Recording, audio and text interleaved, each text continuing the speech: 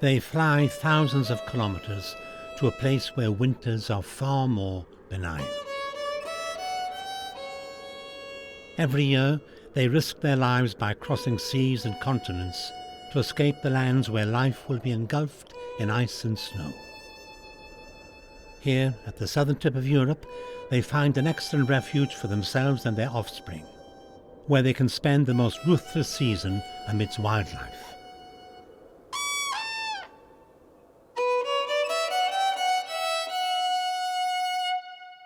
These landscapes become their winter paradise, a home where they can wait for a signal from nature to return to their homeland and the spring.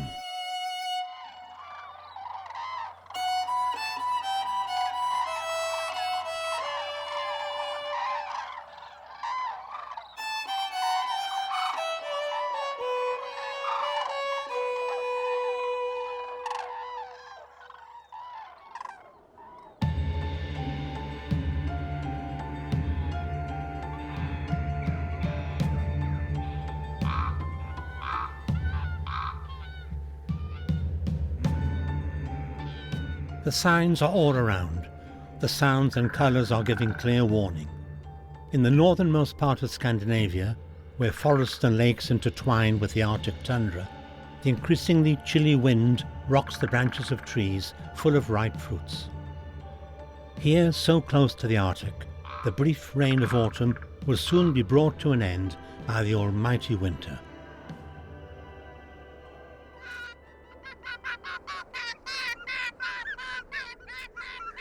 This pair of Arctic foxes is traversing the tundra in an anxious search for more food to give them strength for what lies ahead. Their fur also gets ready as it turns into a renewed and thick white coat that will help them survive the frigid temperatures.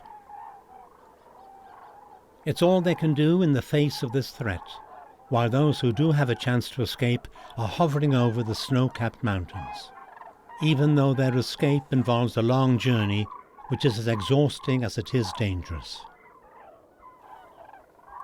With the end of summer, the common cranes slowly begin to gather in groups. It's the first sign of the great journey that awaits them. They are the largest birds of the family Grudae and come from further north, where the pairs have normally bred one or two chicks in isolation during spring and summer.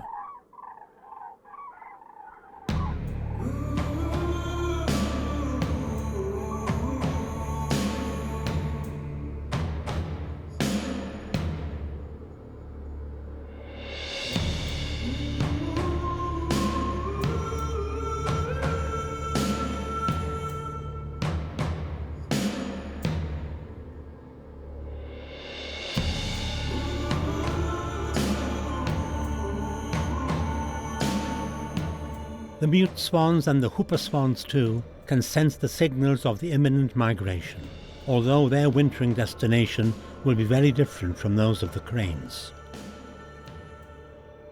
Whooper swans, for example, will set out for the British Isles, Europe's Atlantic coast, and some coastal areas north of the Mediterranean.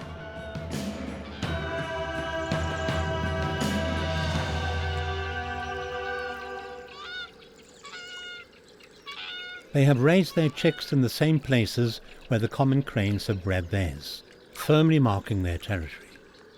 But now, as the great adventure is approaching, they have put their reclusive behaviour aside to become more sociable, gathering in large flocks where they continue taking care of their little ones, who will soon encounter their first crucial test of their young lives.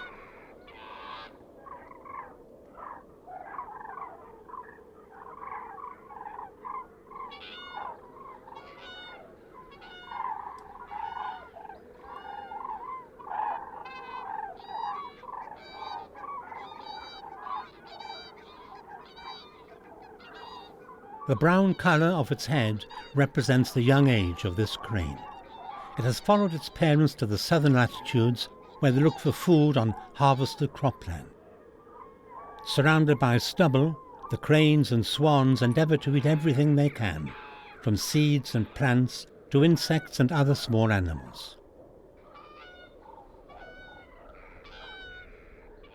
Adults guide, supervise and help their children during this important task.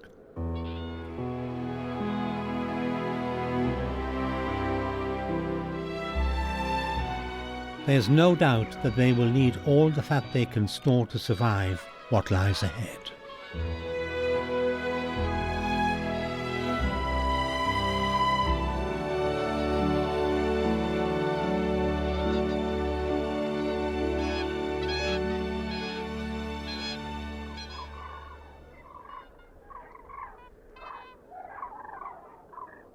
As autumn progresses, the flocks become larger. Every morning they turn into magnificent winged armies that invade the meadows and farmland of the southern Scandinavia, devouring everything that serves as food.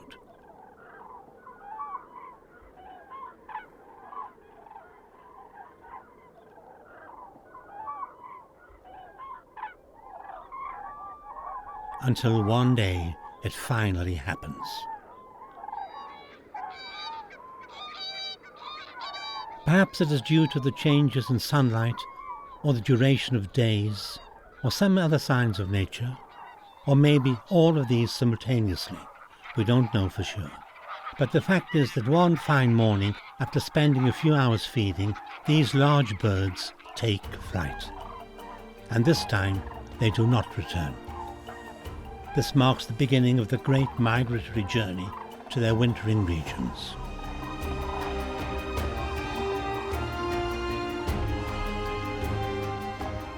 Common cranes get into their characteristic V formation after gaining altitude by using thermal columns to boost their flight. They will need all the help they can get to meet the enormous challenge they have set themselves, crossing a continent from one end to another. For many generations, they've adhered to the same route that will take them days, even weeks, to complete.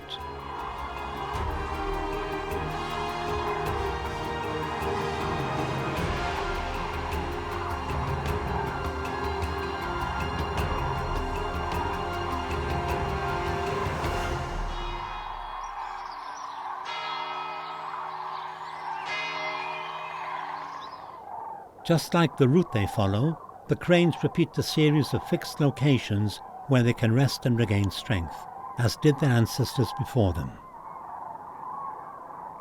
The last of these stopover sites for the flocks going south and west of the Iberian Peninsula is at the Gallocanta Lake.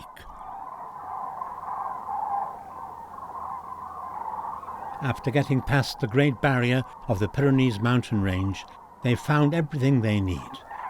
Wetlands where they can rest safely, along with a steppe land and a vast expanse of cultivated land to feed on for several days.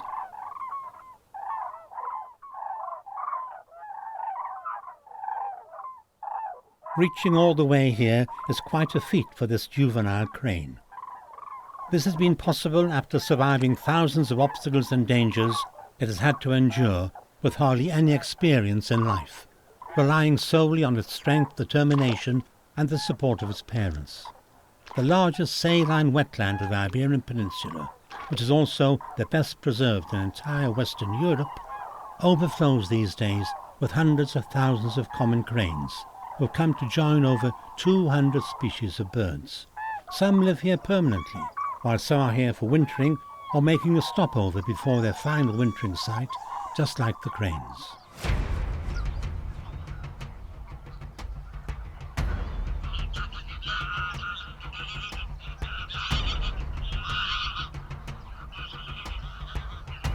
The grey-lag geese have finally arrived at their destination. Like cranes, they breed in northern Europe and migrate in autumn to spend the winter in marshes near the Guadalquivir River, where the Doñana National Park is located. However, climate change is causing these birds to adjust their wintering habits. Now many of them do not travel to the southern Iberian Peninsula. They decide to stay in different parts of Central Europe.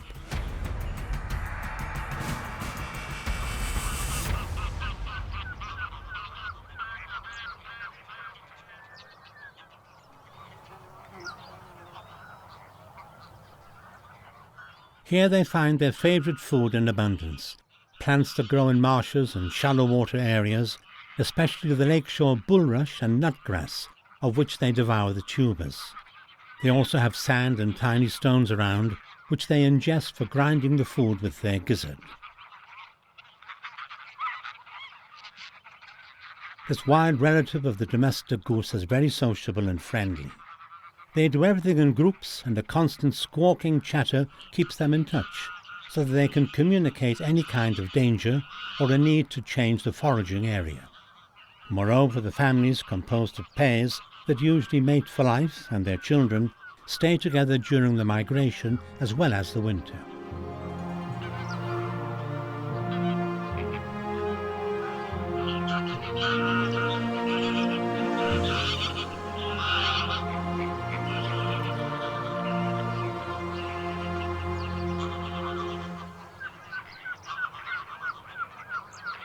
Other inhabitants of these wetlands are the greater flamingos. However, unlike grey-lag geese and common cranes, these flamingos are not long-distance migrants. They may rather be considered as nomads, who spend their lives travelling between wetlands of the southern Iberian Peninsula and northern Africa in search of adequate water and food, and a quiet place where they're going to breed. This is because these elegant birds are extremely sensitive to violent and sudden noises, to which their immediate reaction is fleeing and leaving their eggs to their fate in the nest itself.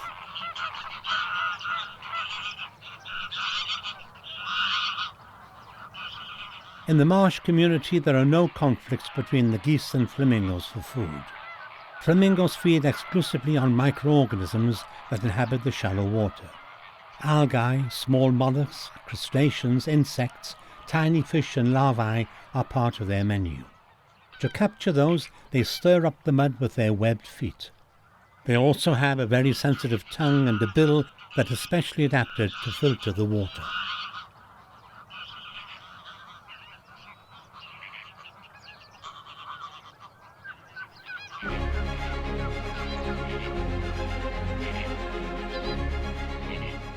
The beta-carotene present in the algae they eat gives their feathers a distinct pink or reddish colour, a colour that seems to set fire to the sky when the flocks take flight in search of a new place to feed or to rest.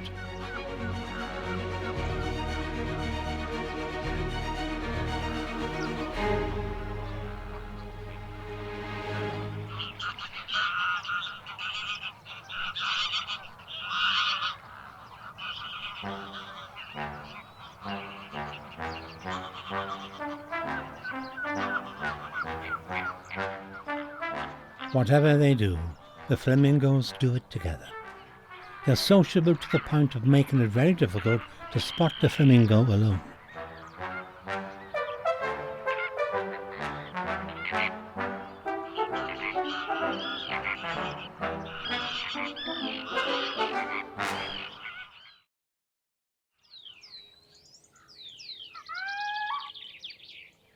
Near the marshes, a vast expanse of holm oaks and cork oaks emerges with the first light of the chilly dawn.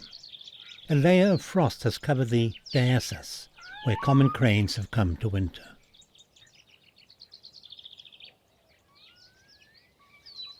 They had been running away from ice and snow, but the cold has reached here too, although not as ferocious as it is in the far north. Winter is like a nocturnal architect of delicate structures that give the plants a new look when they are illuminated by the first lights of dawn, winter's biggest enemy.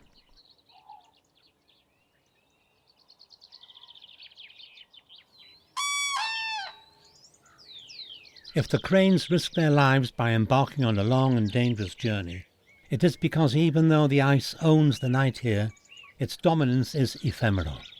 Every day it is defeated by the power of the sun.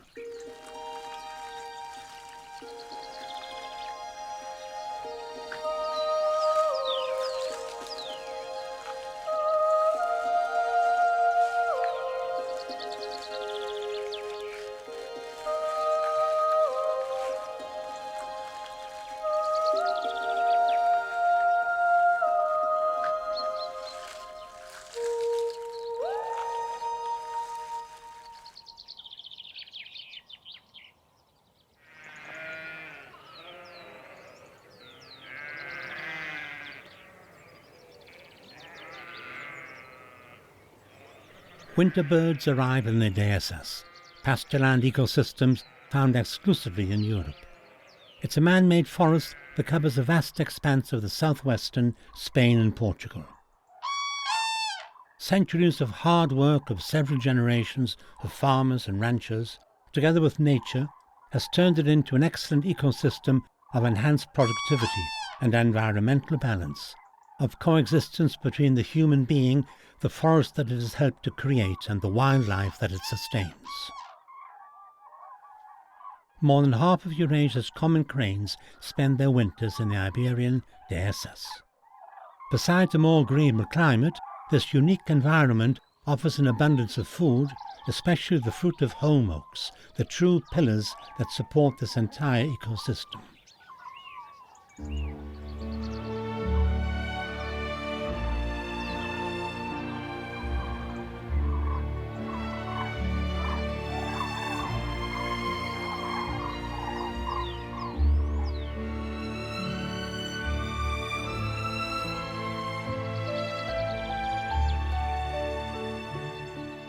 Acorns are a gift from heaven.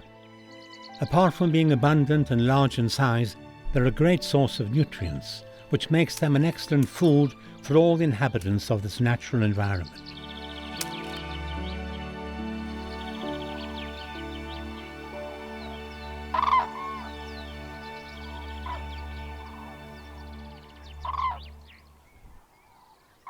Every morning, a wide variety of diners, such as cranes, Asia-winged magpies, and common wood pigeons, gather round the foot of home oak trees.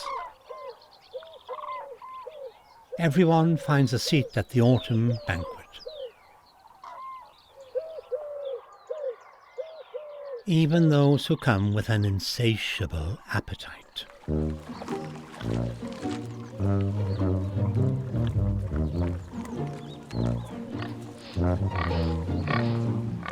It's the Montanera season, open-air feeding period for the Iberian pigs. A happy time where they graze freely in the pastures, stuffing themselves with acorns, which they find delicious. A pig can consume about 10 kilos of acorn a day, although it does not project other delicacies that appear under its snout, from grass to small invertebrates.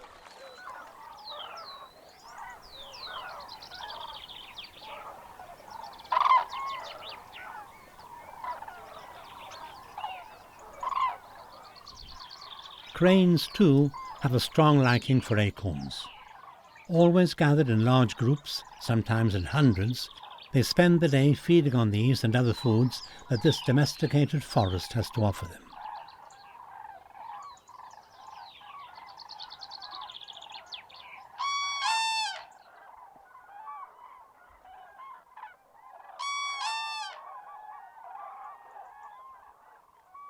Families stay together just the way they have throughout the migratory journey. Parents keep an eye on their children at all times. Another advantage of this location during winter is that there are practically no large predators around to threaten them. Nevertheless, the parents never let their guard down.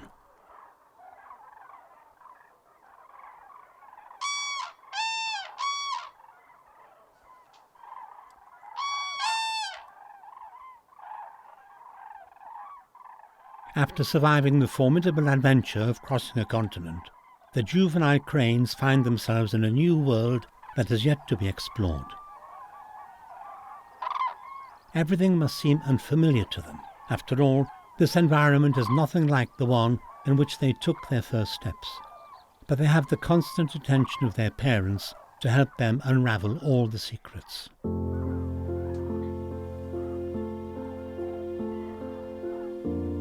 The adults are showing their children everything that is edible here, just as they learned from their parents.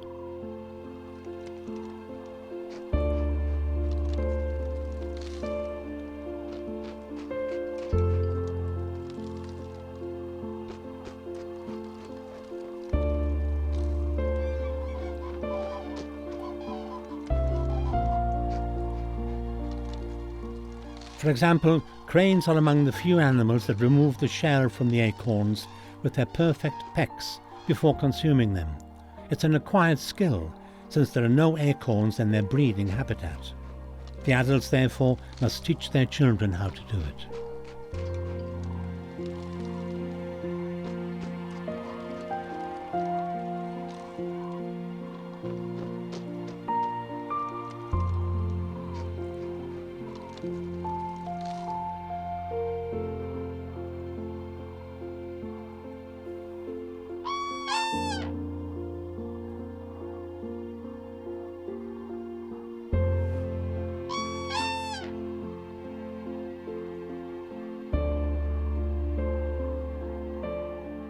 Apart from eating, another task that keeps common cranes busy during the winter is taking care of their attire. With loving care, they nibble, smooth out and rearrange their feathers, which they shed every 2 years. They also protect them with an oily substance produced by their preen gland, located just above the tail. While the cranes get lost amid the home oaks looking for new places to eat, everyone in the lakes and swamps devises their own strategy to satisfy their hunger. Eurasian spoonbills, for example, work as a team to pursue fish relentlessly. The glossy ibis, on the other hand, prefers to work alone as it looks for its prey on the muddy shores. With its curved bill, it feeds on insects, small amphibians and fish. Its presence in these marshes of the Guadalquivir is excellent news for biodiversity. The only ibis that appears naturally in Europe has recently returned to settle here and reproduce. Black-winged stilts and the common snipes catch their food with swift, flawless pecks. Although some members of both species live here permanently, most black-winged stilts prefer to winter in Africa. On the other hand, the majority of common snipes fly to these marshes from other parts of Europe to spend the coldest season of the year.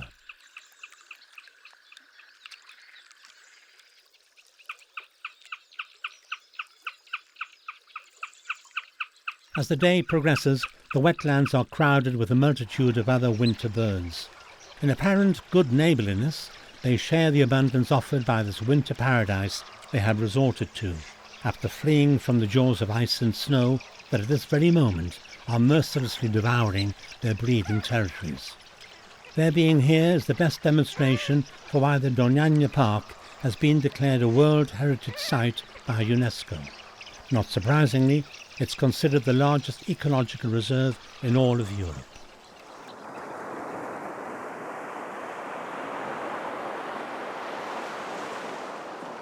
Its location on the border between two continents and proximity to the point where the Mediterranean Sea meets the Atlantic Ocean makes Doñana an exceptional place for a wide variety of birds. They fly all the way here from different parts of Europe and Africa for wintering or, like the sanderlings, use it as a stopover during their migratory journey to a destination that is further away.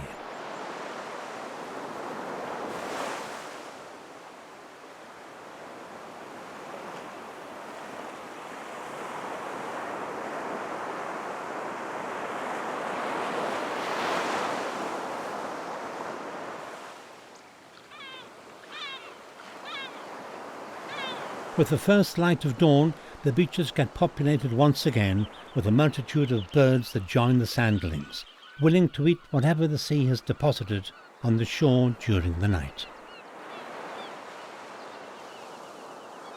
But they are not alone. They see how some unknown beings are fearlessly challenging the power of the waves to catch the mollusks hiding in the sand.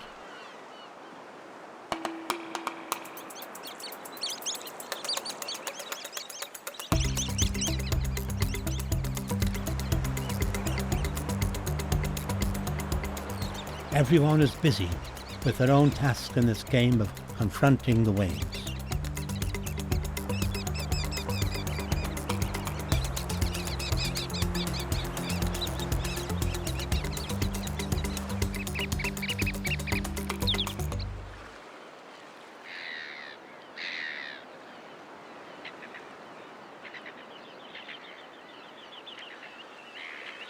The small sanderlings dodge the force of waves that are bringing them their favourite food.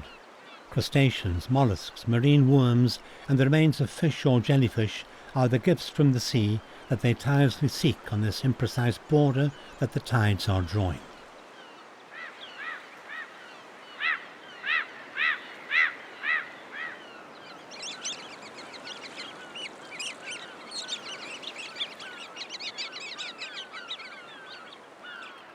They'd better recover all the energy they can, as they still have a long and unpredictable journey ahead.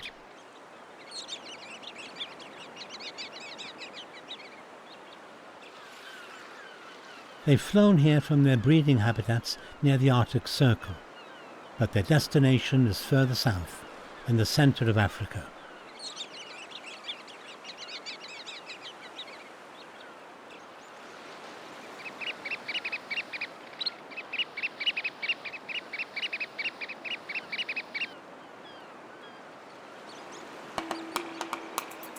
Low tide has provided some respite to the anxious sandlings.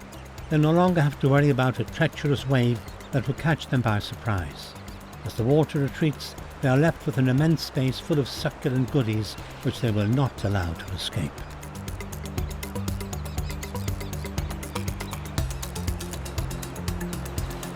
Although for some, nothing seems enough when it comes to eating.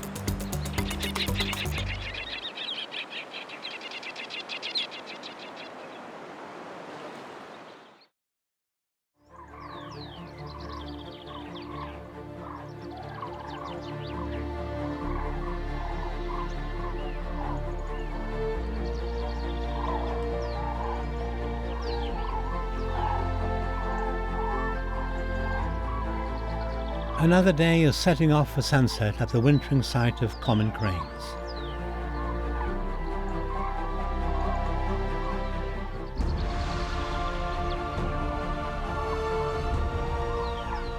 It's time for them to rest. Like with all their activities now, they form large flocks to fly back to their usual roosts. They take the same route that they used for getting out to the feeding sites in the morning.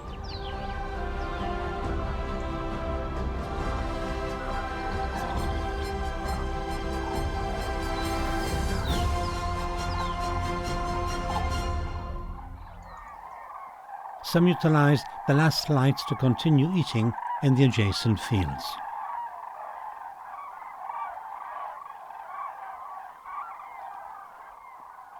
When the night is about to fall, they start entering the water. They choose wetlands for resting, such as lakes, irrigation ponds, marshes, rivers, or the banks of swamps. Distancing from the banks and staying together is their strategy to prevent an attack by potential predators, which in this case can be a young fox, a golden eagle, a wild boar, or a dog. On the nights of a full moon, their bedtime can be delayed considerably. Many of them take advantage of the brightness of our satellite to continue eating a little longer. It is therefore not unusual to see flocks of cranes in the middle of the night as they finally fly back to their roost.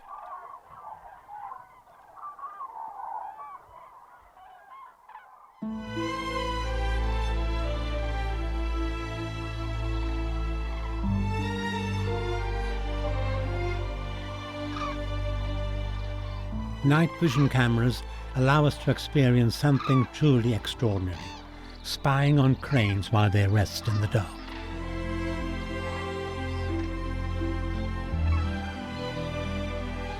Cocooned in serenity amidst the group and the water in which they have taken refuge, the cranes are always on their feet as they alternate short periods of sleep with those of staying awake and stretching their muscles to fight the intense cold of this winter night.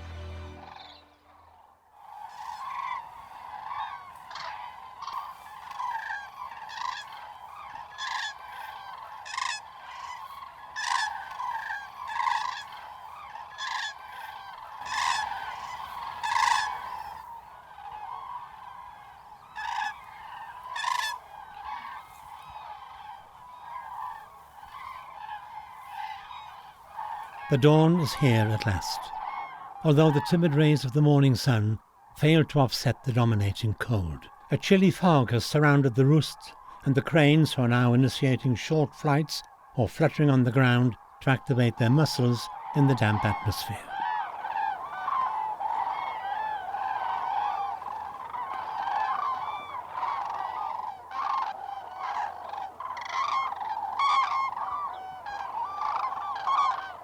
As the morning progresses, small groups of cranes decide to fly over to the feeding areas. Some of those who leave the roost do so by folding their legs once in the air.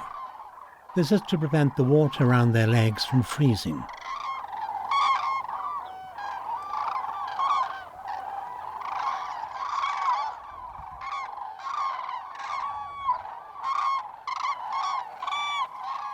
Cranes of higher hierarchical rank, who also tend to be in better physical condition, often delay their departure.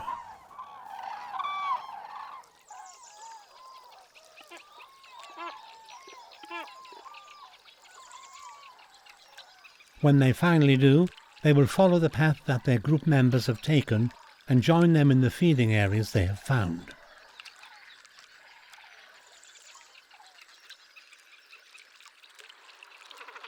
The roost of great cormorants is wrapped in an even denser fog. But it's no problem at all for these expert fishers.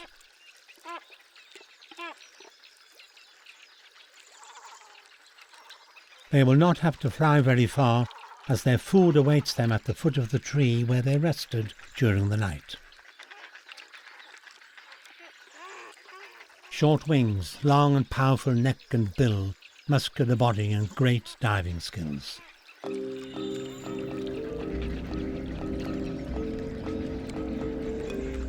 The evolution has turned the cormorants into excellent fish catchers.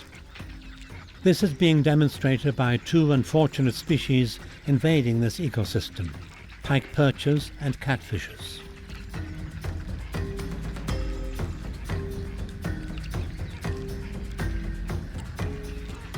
Great cormorants were once winter birds that flew here to spend the winter, but it's been a while since they made it their permanent habitat and have been taken advantage of the large water bodies full of life that abound in this natural environment.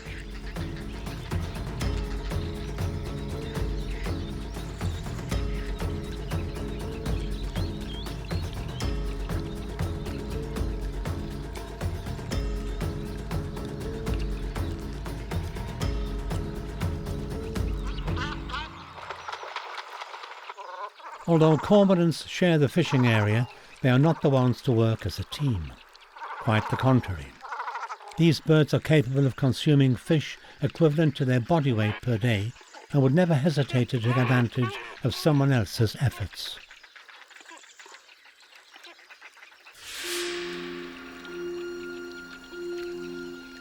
The great egret is an increasingly abundant species during the Iberian winter. This slender bird uses composure as its best weapon to capture its prey underwater. Spearing them with its sharp bill like a living harpoon. With utmost stealth, it patiently stalks its next victim. But fishing is an art, not a science, even for someone who is naturally gifted to fish.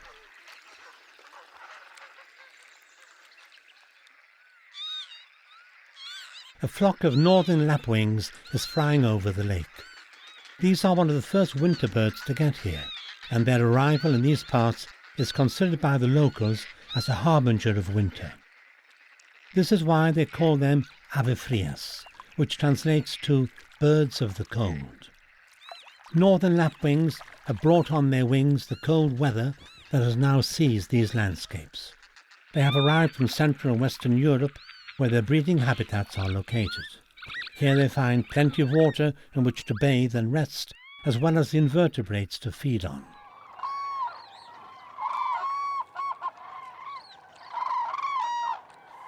Close to where the northern lapwings are taken a bath, a large number of cranes are facing the dilemma of leaving their roost or waiting for the fog to dissipate.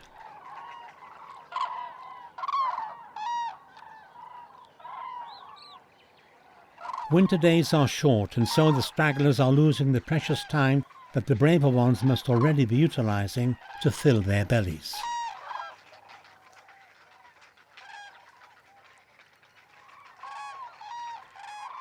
Whether they are among those who decided to leave or the ones who are still waiting, the families never split up.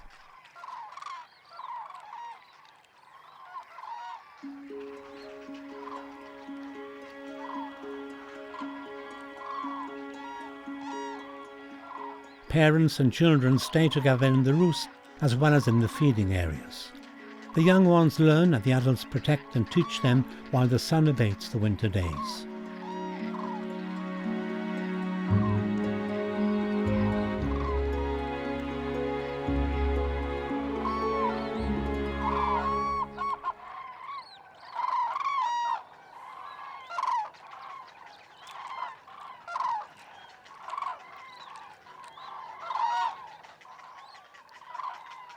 This noisy crowd must certainly draw a lot of attention, especially if someone on an empty stomach. But such an open space and the multitude of eyes tirelessly keeping watch make it almost impossible for a predator, however clever it may be, to even get close enough to a distracted juvenile crane.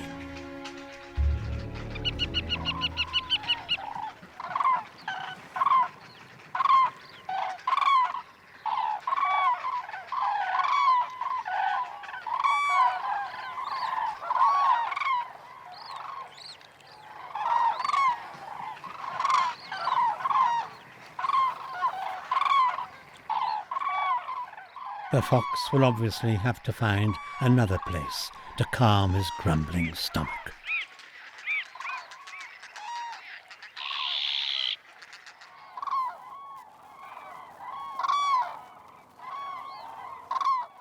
With the sun triumphing above the horizon, the last cranes finally leave the roost.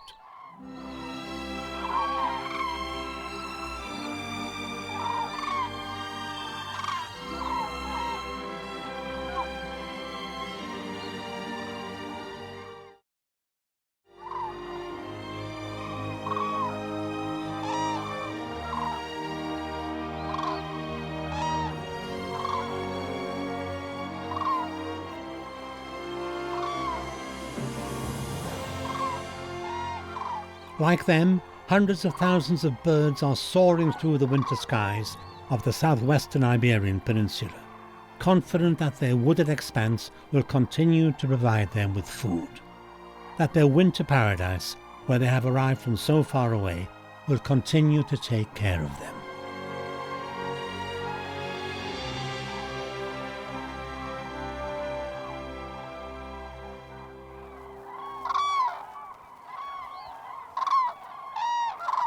It certainly does so.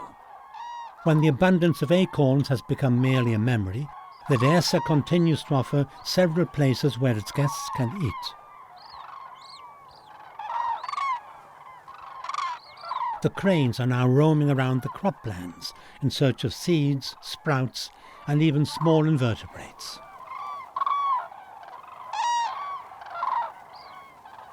Harvested farmlands that have already borne fruits for the farmers are now providing for the natural life as a perfect example of what this extraordinary ecosystem is, a space of continuous and fruitful coexistence between human activity and nature.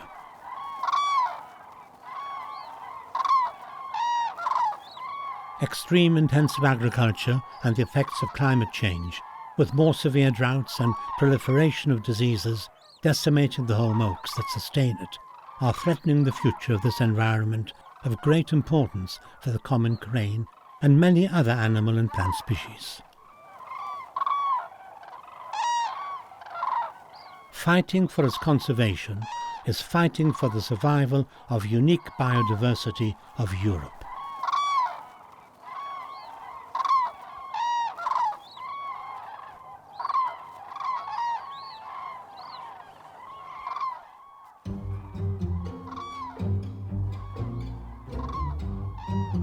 What common cranes never do while feeding in the agricultural fields is let their guard down.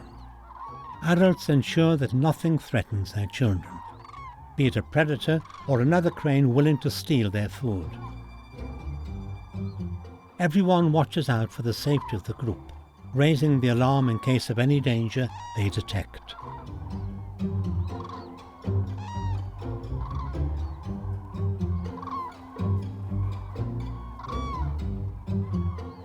Such an enormous, alert and well-trained security team guarantees the protection of not just the cranes themselves, but of all those who are feeding nearby, such as these collared doves.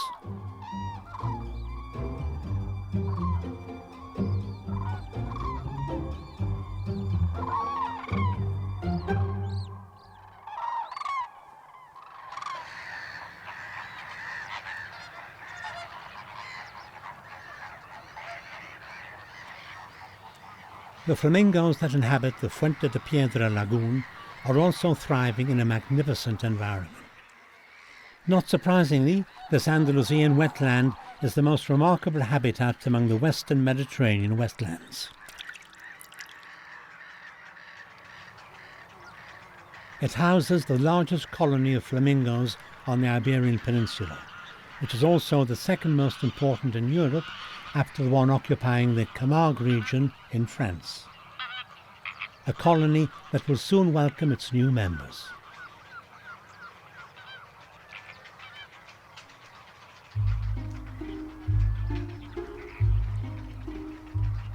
Winter is now in its final stage. The days are getting longer and the temperatures more benign. Everything in the natural world appears to be announcing the imminence of spring, including the behavior of the flamingos. For them, this is the time of love. Like everything else in their world, pairs are forming within the colony they belong to. The males approach with a sophisticated ritual of displays that does not always give the desired results to the excited suitor. In which case he will try it with other females until he is finally accepted and they can complete the mating process.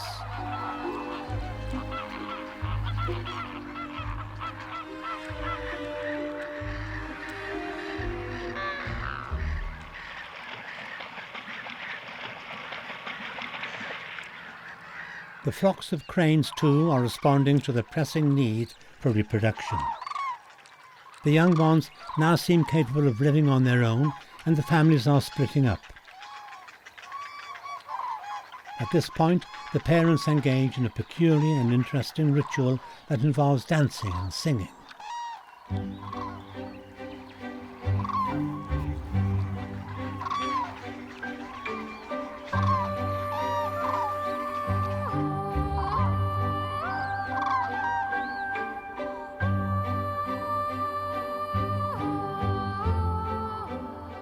Since they mate for life, the ultimate goal of these displays is to strengthen their bond, which will culminate far away from here, at the other end of the continent, where they will fly shortly to breed a new generation of cranes.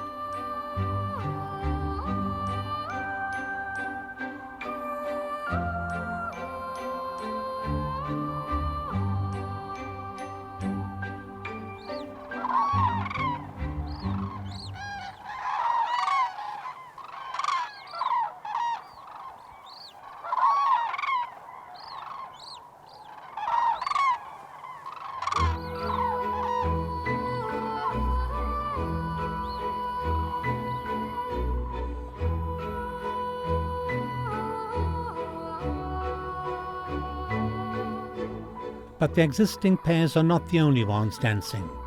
Young members of the group take part in this ritual with even more enthusiasm, in the hope of finding a partner to start their own family with.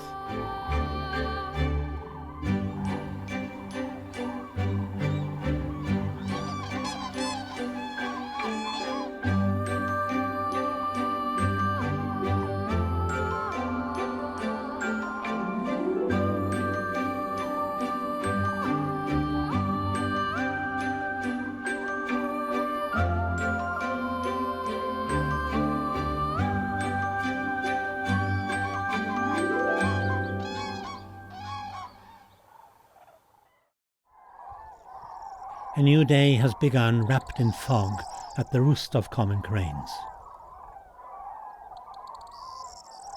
Everything looks the same as the many days they've spent at their wintering site. Or maybe not. Spring is knocking at the door. The time has finally come.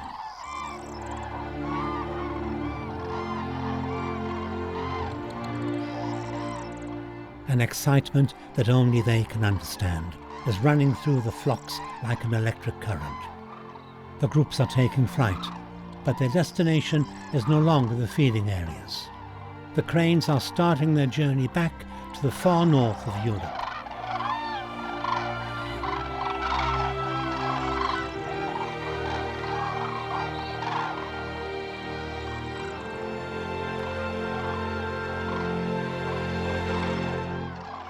and like them, many other winter birds are leaving their wintering site to head towards their breeding habitats.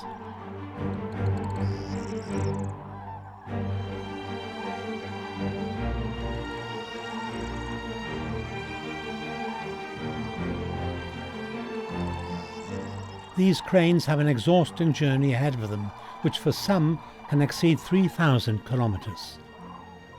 They will take the same route that they used to get here, and will also stop to rest in the same places.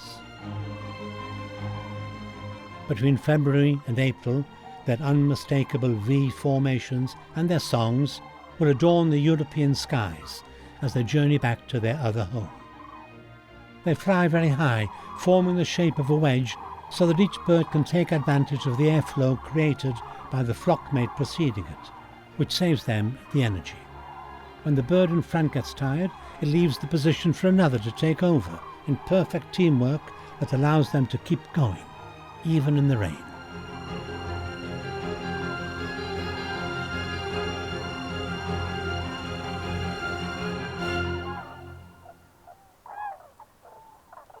Gayokanta Lake welcomes them once again.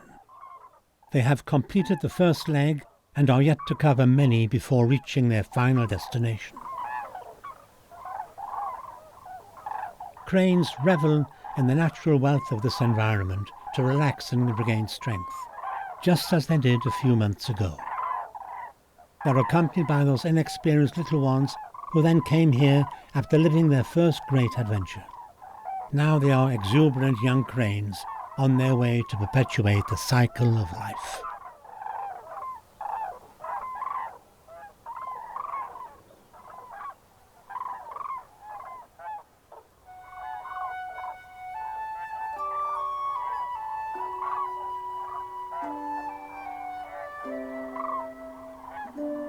Rest days at the Gayokanta Lake have come to an end. Cranes have set off to cross the peaks of the Pyrenees. For one last time, they soar through the skies of the Iberian Peninsula that embrace them during the coldest months of the year. When they return, they will bring a new generation of cranes along with them to discover their winter paradise.